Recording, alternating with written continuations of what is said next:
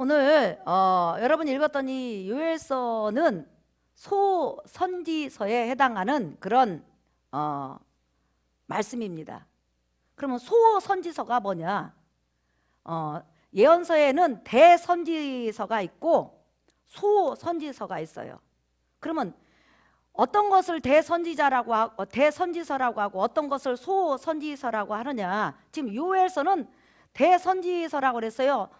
대선지서에 속한다고 그랬어요. 소선지서에 속한다고 그랬어요. 네, 소선지서에 속한다고 그랬죠.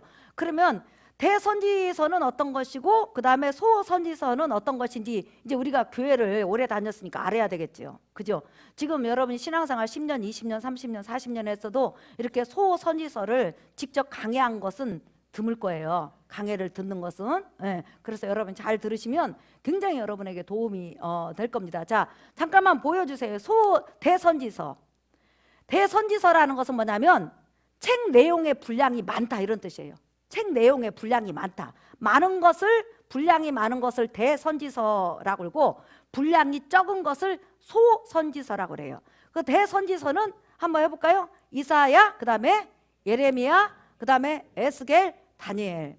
어떤 학자들은 다니엘도 소선지서라고 하는데 대부분의 학자들 중에서 10명 중에서 9명은 다니엘을 대선지서로 넣습니다. 그래서 이렇게 이사야 분량이 많잖아요. 여러분 읽다 보면 66장까지 있고, 그렇죠? 예레미야도 있고, 그 다음에 또 에스겔, 다니엘. 이게 바로 분량이 많다 해서 한번 따라합시다. 대선지서. 그러면 소선지서는 하나님의 말씀, 어떤 선지자가 예언을 해갖고 그것을 모아둔 것인데 그 내용의 분량이 적다는 거예요. 네. 자, 한번 볼까요, 여러분? 소선지서는 12권이에요. 한번 읽어볼까요? 시작. 호세야, 요엘, 아모스, 오바나, 요나, 미가, 나움, 하박국, 스바냐, 학개, 스가랴, 말라기. 그러니까 소선지서에 해당하는 성경은 12권이죠. 호세야, 요엘, 아모스, 오바다, 요나, 미가, 나움, 하박국, 스바냐, 학개, 스가랴, 말라기. 그렇죠. 이 12권이요. 대선지서는 몇 권? 4권. 소선지서는 12권. 예, 그런데 이 소선지서 12권 중에서 가장 오래전에 예수님 오신 그때부터 시작해갖고 예수님 출생부터 기준으로 해가지고 가장 오래전에 예언을 했던 선지서가 바로 요엘서예요. 요엘 선지자가 가장 예수님 오시기 전으로 해갖고 가장 먼저, 그러니까 BC로 올라간다면 가장 저 끝허리에 있는 선지서예요. 예? 그러니까 그 다음에 요엘서, 그 다음에 이제 뭐 아모스, 이렇게 호세아 이런 식으로 이제 쭉 나가죠. 그래서 요엘서를 먼저 이렇게 잡아봤고요. 그 다음에 여러분들이 호세아 선지자는 많이 읽었을 거예요. 그죠? 호세아서는. 그래서 오늘 요엘서 같은 것은 많이 여러분이 읽은 분도 있지만 내용이 이게 뭔 내용인가 이렇게 좀 굉장히 우리가 이 내용을 읽어보면 이해가 안 가지만은 사실은 여기 굉장히 중요한 그 내용이 담겨 있습니다. 그래서 요엘서라는 것은 뭐냐면 요엘이라는 선지자가 예수님 오시기 전 835년에서부터 796년 동안, 예수님 오시기 전 835년에서 796년 동안 한 40년 가까이 주로 그 예언한 말씀인데 그 예언한 말씀 중에 지금 이렇게 모아진 것이 바로 요엘서예요. 예. 그러면 요엘서가 왜 이렇게 중요하냐? 요엘서가 굉장히 중요한 게 있어요. 바로 그것은 예수님께서 십자가에 죽으시고 부활하신 다음에 이제 하늘로 올라가셨습니다. 승천하셨어요. 그리고 나서 10일 만에 마가다락방에 모여있는 120명에게 성령이 부어졌어요. 여기까지 아시는 성도님은 아멘 하세요. 예. 그래서 성령이 부어진 다음에 이들이 우르르 밖으로 나와가지고 이제 예수 그리스도가 바로 유대인이 기다려온 메시아요, 온 세상이 기다려온 메시아라는 것을 막 증거하잖아요. 근데 그 증거하는 그 대표자가 누구냐면 베드로, 또한 요한, 이렇게 사도들이었잖아요. 그 중에서 가장 이제 대장이 누구냐면 베드로죠. 그런데 베드로가 설교할 때 가장 먼저 인용한 성경 구절 중에 하나가 바로 요엘서에 들어있는 거예요. 그러면 그 성경 구절이 어디에 들어있는지 여러분 한번 보실까요? 잠깐 요엘서 2장 한번 보세요. 28절에서부터 32절까지 이게 신약에 그대로 베드로가 사도행전에 이제 인용을 해요. 그러니까 이거 얼마나 중요한 이 책인지 알겠죠? 28절 그 후에 내가 내 영을 만민에게 부어주리니 너희 자녀들이 장래일을 말할 것이며 너희 늙은이는 꿈을 꾸며 너희 젊은이는 이상을 볼 것이며 시작 그때 내가 또 내 영을 남종과 여종에게 부어줄 것이며 내가 이적을 하늘과 땅에 베풀리니 곧 피와 불과 연기 기둥이라 여호와의 크고 두려운 날이 이르기 전에 해가 어두워지고 달이 핏빛같이 변하려니와 누구든지 여호와의 이름을 부르는 자는 구원을 얻으리니 이는 나 여호와의 말대로 시온산과 예루살렘에서 피할 자가 있을 것이며 남은 자 중에 나 여호와의 부름을 받을 자가 있을 것임이니라. 자, 예수님 오시기 전 835년에서 796년 사이에 예언됐던 이 요엘서 이 말씀을 지금 사도 베드로가 마가다락방에서 성령을 충만히 받고 예수 그리스도를 증거함에 있어서 인용한 성경 구절이라는 거예요. 그러니 여러분 우리가 중요한 게 하나 있죠. 베드로가 얼마나 구약 성경에 능통했냐는 거예요. 그렇죠? 얼마나 놀랍습니까 여러분. 우리가 일개 어부잖아요. 일개 어부가 창세기에서부터 말라기까지 성경을 갖고 논다는 거예요. 그러니까 그게 바로 우리에게는 충격이고 놀라움이라는 거죠. 자, 여러분 한번 보실까요? 사도행전 2장 보세요. 자, 사도행전 2장 14절에서부터 여러분 21절까지 보겠습니다. 자, 이 내용은 어떤 내용이냐면 사도 베드로를 비롯해서 120명이 마가다락방에서 성령의 충만함을 받았잖아요. 처음으로 성령을 받았잖아요. 그죠? 예. 그리고 나서 이제 막 방언도 하고 예언도 하고 방언 찬양도 하고 또 하나님의 말씀을 증거하니까 사람들이 방언하는 모습을 보고 술 취했다고 막 그랬잖아요. 그죠? 예. 술 취했다고 그러고 이상하다고 그러고 정신이 돌았다고 이렇게 놀려대니까 베드로가 요엘서 말씀을 딱 인용하면서 우리는 머리가 돈 것도 아니고 술 취한 것도 아니고 바로 요엘서, 다시 말하면 예수님 오시기 전 835년에서부터 796년 동안에 그 요엘이라는 선지자가 예언했던 그 내용이 지금 우리에게 이루어진 것이다. 그 800년 전에 예언했던 그 내용이 지금 우리에게 이루어져서 우리가 지금 이렇게 하고 있는 거야 하면서 요엘서를 갖다가 딱 대는 거예요. 자, 그러면 이제 베드로가 한번 인용한 거 한번 볼까요? 저기 사도행전 2장 14절에서부터 한번 읽어보겠어요. 시작. 베드로가 11 사도와 함께 서서 소리를 높여 이르되 유대인들과 예루살렘에 사는 모든 사람들아 이 일을 너희로 알게 할 것이니 내 말에 귀를 기울이라. 때가 제3시니 너희 생각과 같이 이 사람들이 취한 것이 아니라 이는 곧 선지자 요엘을 통하여 말씀하신 것이니 일러스되 시작. 하나님이 말씀하시기를 말세 내가 내 영을 모든 육체에 부어주리니 너희의 자녀들은 예언할 것이요 너희의 젊은이들은 환상을 보고 너희의 늙은이들은 꿈을 꾸리라. 그때 내가 내 영을 내 남종과 여종들에게 부어주리니 그들이 예언할 것이요 또 내가 이로 하늘에서는 기사를 아래로 땅에서는 징조를 베풀리니 곧 피와 불과 연기로다. 주의 크고 영화로운 날이 이르기 전에 해가 변하여 어두워지고 달이 변하여 피가 되리라. 누구든지 주의 이름을 부르는 자는 구원을 받으리라 하였느니라 그랬죠. 예. 그러면서 자기들이 지금 방언하고 성령 충만함을 받은 것은 바로 800년 전에 예언했던 요엘 선지자가 예언했던 그 말씀이 지금 자기에게 이루어졌다 이것을 증명하는 거예요. 그래서 요엘서가 이렇게 중요하다는 걸 우리가 알 수 있어요. 그러면 도대체 3장으로 구성되어 있는 이 요엘서는 주제가 뭐냐? 왜 스바냐, 학개, 스가랴, 말라기, 뭐 호세야, 또한 이사야, 또한 예레미야, 또한 뭐 창세기 전부 다 어떤 주제가 있을 거 아니에요, 그죠? 예, 바로 요엘서의 주제는 다른 것이 아니라 한번 따라합시다.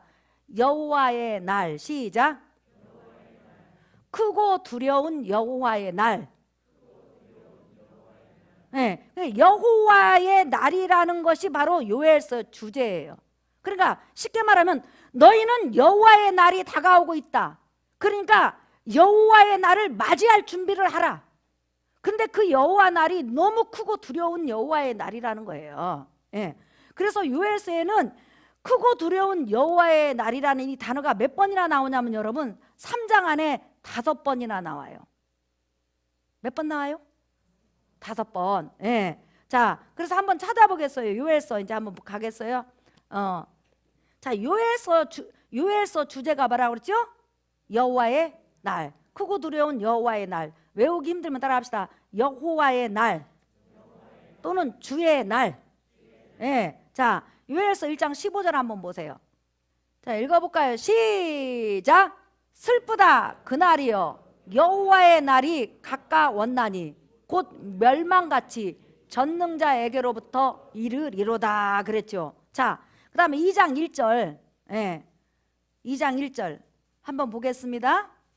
시온에서 나팔을 불며 나의 거룩한 산에서 경고의 소리를 질러 이 땅 주민들로 다 떨게 할지니 이는 여호와의 날이 이르게 됨이니라. 이제 임박하였으니 시작. 곧 어둡고 캄캄한 날이요 짙은 구름이 덮인 날이라.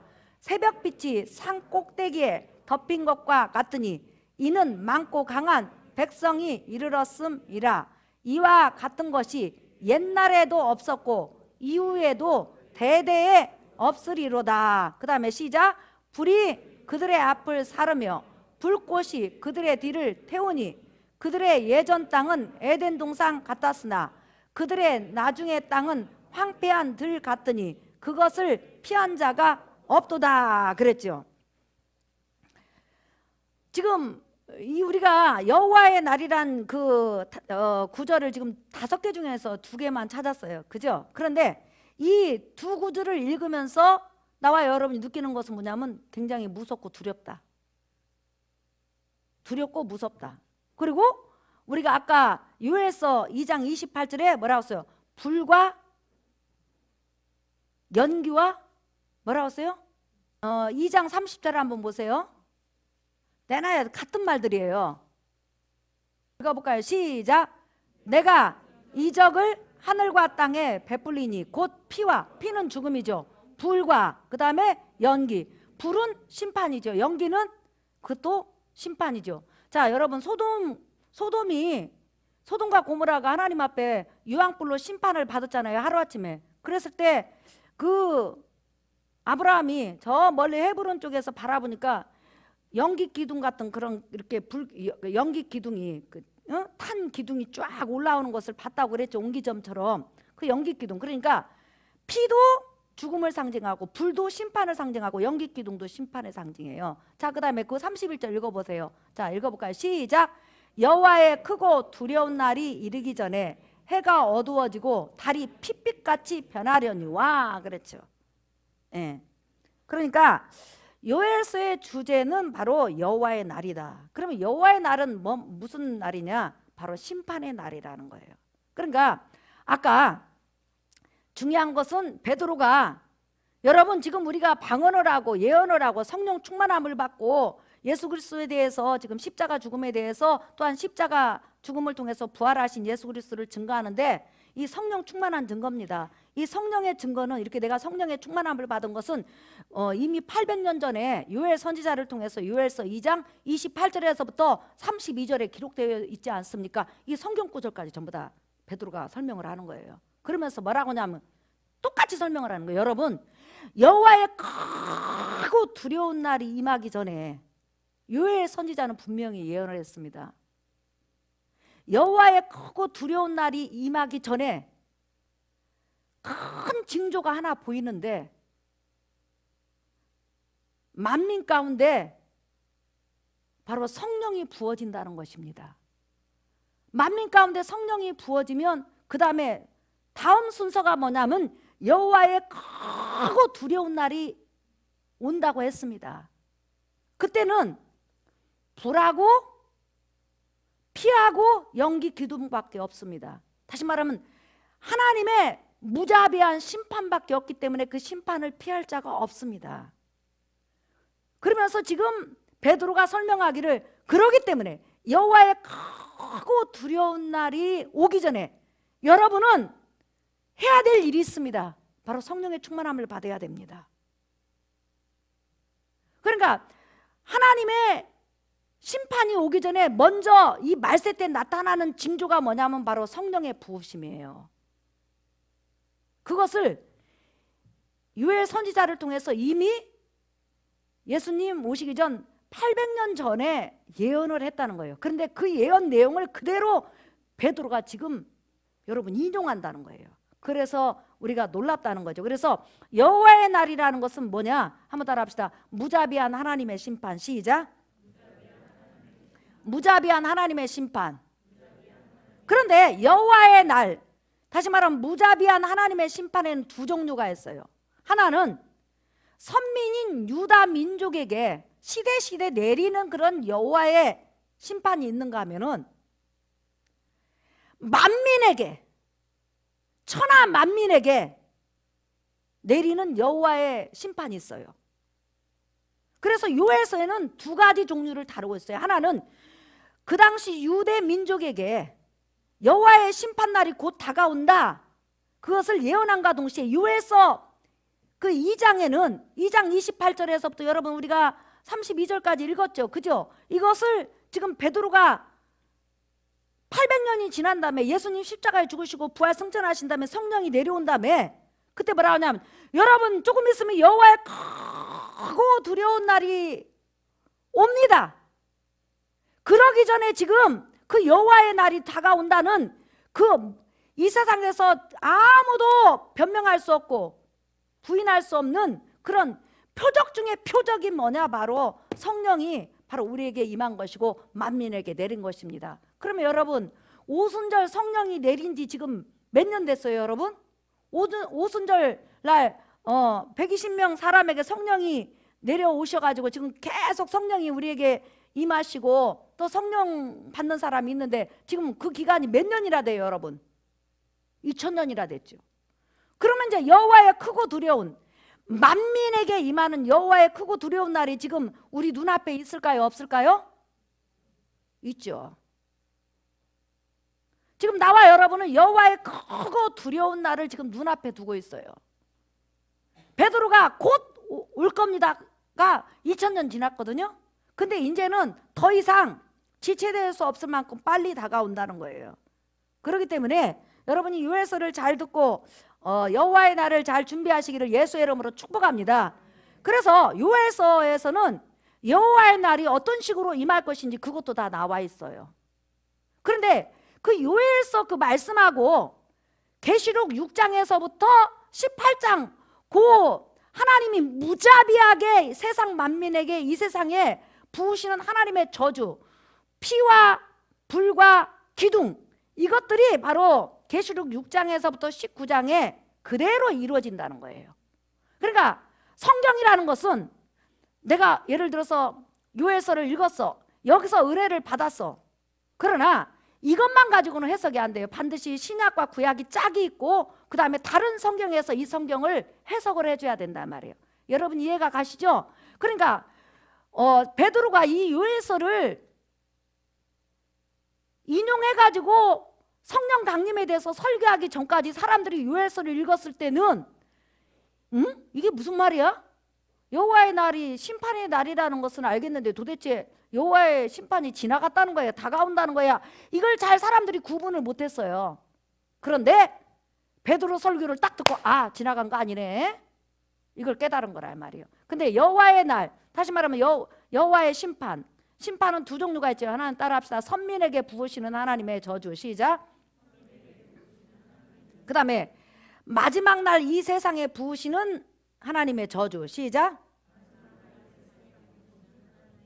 자, 그러면 여러분 마지막 여호와의 날, 우리는 지금 마지막 여호와의 날을 지금 이제 눈앞에 두고 있잖아요. 그러면 마지막 여호와의 날, 하나님의 저주, 피와 죽음과 불과 무자비한 심판과 그 다음에 기둥, 완전히 타서 없어지는 그런 무자비한 그런 심판이 지금 요엘서를 통해서 요엘 선지자 당시에 지금 예언이 주어졌잖아요. 그러면 그때 배경을 알아야 돼요.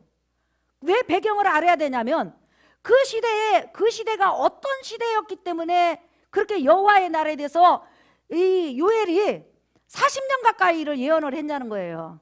그런데 그 예언이 지금 3장으로 지금 축소되어 있단 말이에요. 근데 이 3장이 하루아침에 온 것이 아니라 오랜 예언한 것을 모아놓은 거예요, 여러분. 예.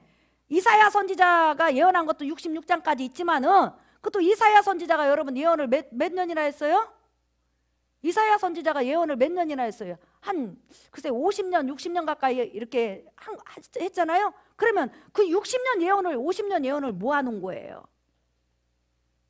그러면 지금 요엘 선지자가 여호와의 날에 대해서 무자비한 하나님의 저주, 선민에게 부으는 저주, 또한 온 백성에게 부으는 그런 저주, 여호와의 날에 대해서 예언할 그 배경에 대해서 여러분이 아시면 지금 이 시대가 어느 정도 가까웠는지, 여호와의 날이 얼마나 가까웠는지를 알 수가 있다는 거예요. 그러니까 쉽게 말하면 여호와의 날이 가까우면, 여호와의 심판이 가까우면 특별하게 나타나는 현상이 하나 있어요.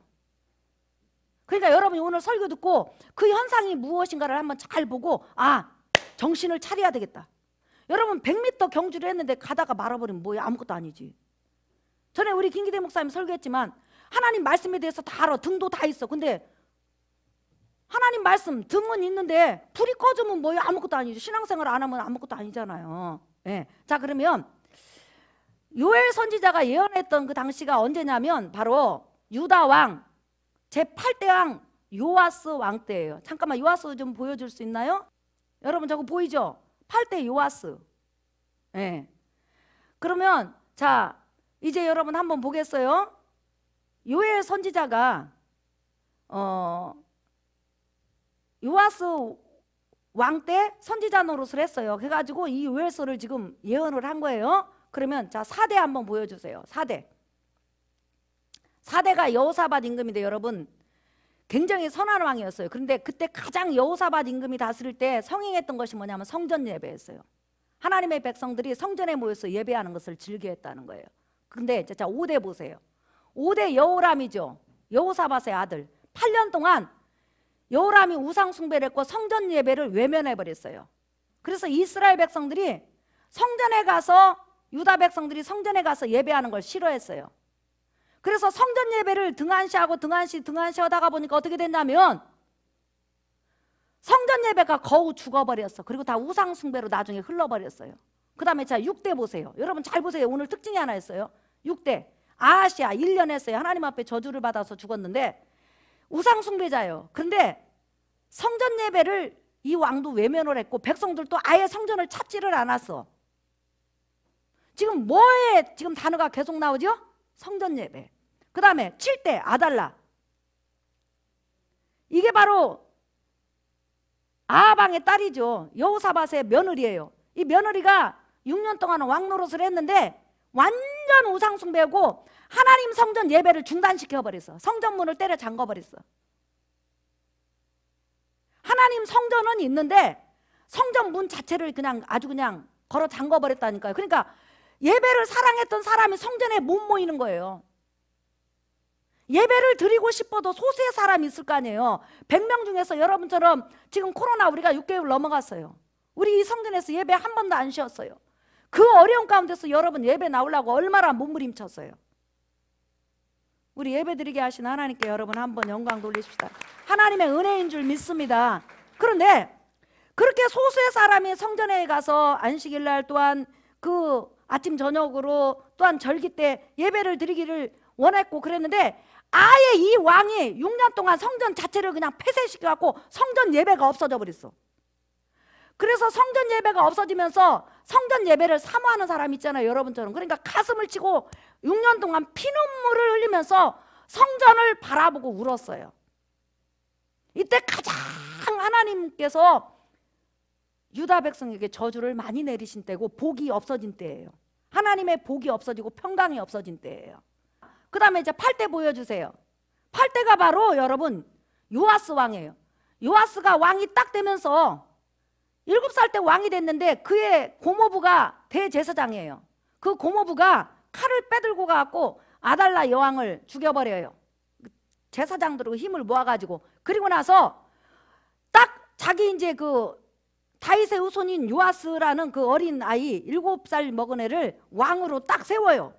세움과 동시에 이 고모부 여호야다라는 이 대제사장이 가장 먼저 한 것이 뭐냐면 성전을 청소하고 성전 예배를 연 거예요. 그래가지고 그때부터 시작하고 성전 예배가 이제 드려지기 시작한 거예요. 매 아침마다 아침 예배, 그 다음에 저녁 예배, 그 다음에 모든 안식일 예배, 절기 예배. 그래서 예배가 막 풍성해졌어요.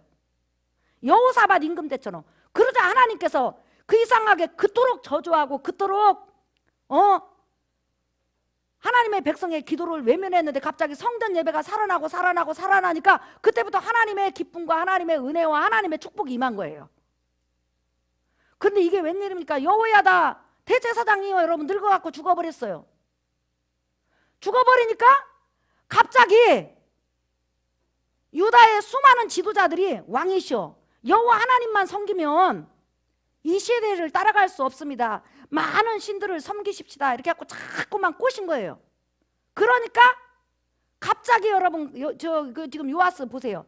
중간에 보면 요아스 왕이 갑자기 마음이 싹 변해가지고요, 그토록 성전 예배를 사랑하고 백성들이 성전에 예배를 드리러 오지 않으면 왕이 난리를 냈어. 강압적으로라도 예배를 드리게 했단 말이에요. 예배를 드리는 것이 우리가 삽니다. 예배에 나와서 하나님을 뵙는 것이 사는 길입니다.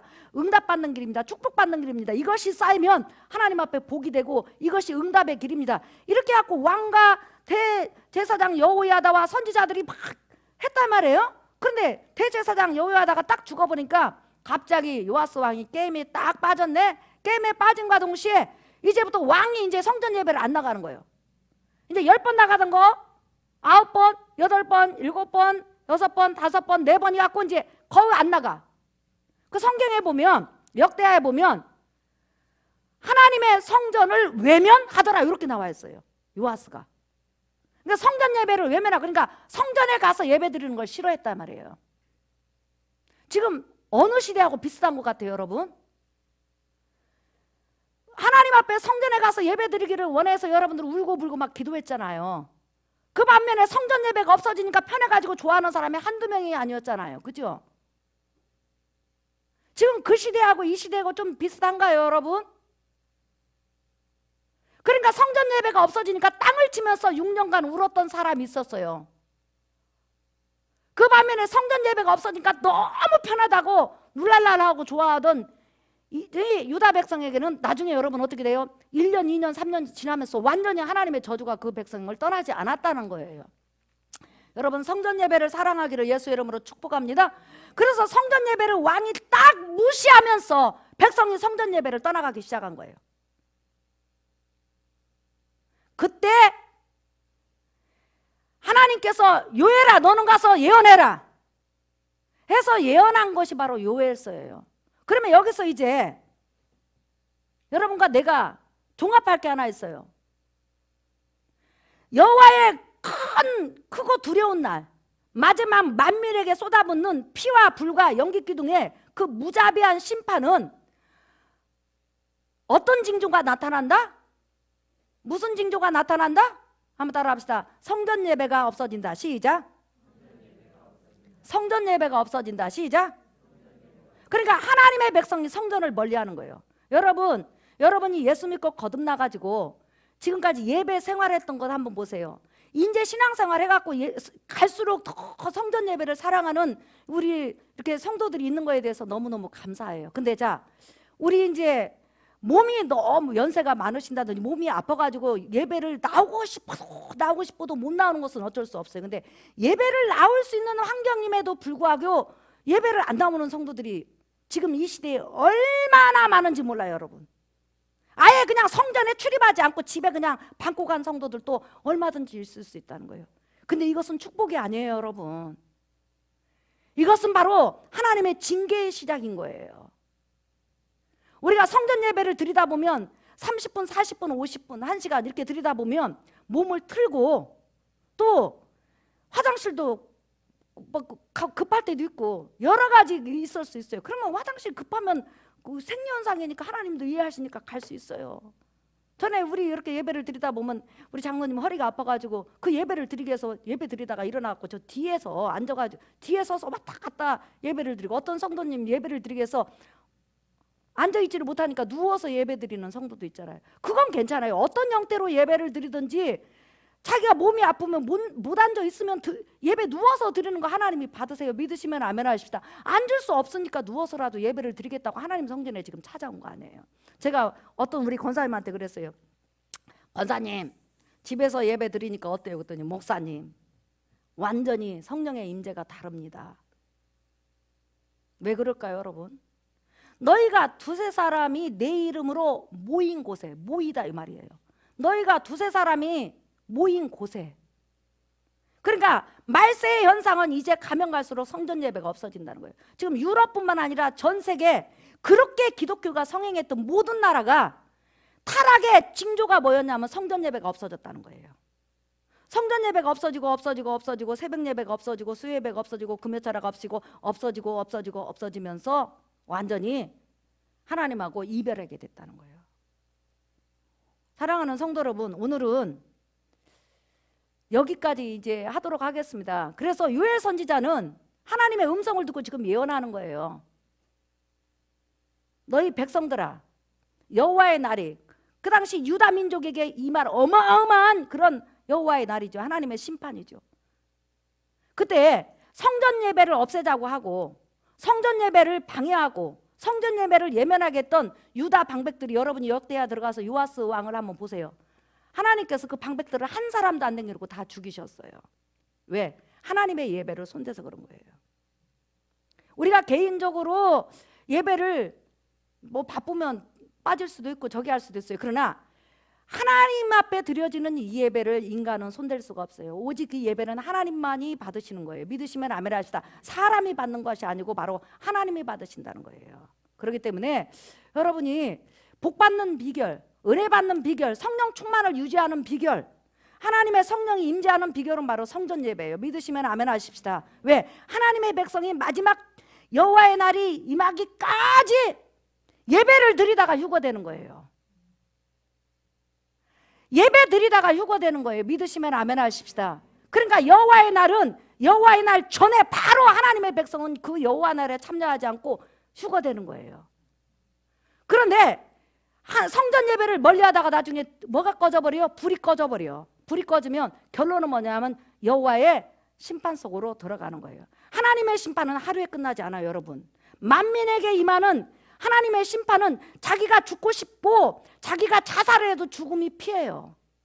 그 정도로 힘든 시기가 온다는 거예요. 피와 불과 연기 기둥이라는 거예요. 근데 바로 하나님의 백성에게 있어서는 최고의 축복은 뭐냐면 가난해질 수 있어요. 병들 수 있어요. 얼마든지 수 있어요. 그러나 하나님 앞에 내가 예배 드릴 수 있다는 거. 병원에 있는 분은 여러분 어쩔 수 없이 방송을 통해서 예배를 드려야 돼. 못 나오니까. 더구나 코로나로 인해서는 아예 외출을 안 시켜주니까 어쩔 수 없는 상황에 있으신 분은 어쩔 수 없어요. 하지만 나올 수 있어요. 자기가 노력만 하면. 그러면 여러분 성전에 나와서 하나님 앞에 예배하시기를 예수의 이름으로 축복합니다. 이제 마지막으로 찾겠습니다. 요엘서 2장 1장입니다. 1장 요엘서 1장 13절에서 14절. 자, 우리 여러분 한번 읽어볼까요? 시작. 제사장들아, 너희는 굵은 배로 동이고 슬피 울지어다. 제단에 수종드는 자들아, 너희는 울지어다. 내 하나님께 수종드는 자들아, 너희는 와서 굵은 베옷을 입고 밤이 새도록 누울지어다. 이는 소제와 전제를 너희 하나님의 성전에 드리지 못함이로다. 너희는 금식일을 정하고 성회를 소집하여 장로들과 이 땅의 모든 주민들을 너희 하나님 여호와의 성전으로 모으고 여호와께 부르짖을지어다. 하나님의 백성이 사는 길은 바로 성전 예배고, 하나님의 백성이 어려움을 당하고 징계를 당하고 어려울 때도 어디로 모여야 된다고요? 성전에 모여서 같이 모여서 기도해야 되는 거예요. 그러면 하나님의 역사가 일어나는 거예요. 여러분이 어떤 환경 가운데서도 예배 나와서 이렇게 하나님을 예배하고 하나님 앞에 여러분 마음을 들고 여러분 기도하는데, 이것이 아무것도 아닌 것 같은데 이것이 바로 여러분의 기적이요, 여러분의 생명이요, 여러분의 가정을 살리는 거고, 이게 바로 등불이에요. 여러분 등불이 켜져 있어야 다른 사람이 변화될 거 아니에요. 여러분은 여러분 가정의 제사장이요. 근데 이 제사장 불이 어디서 나오냐면 바로 성전에서 나온다는 거예요.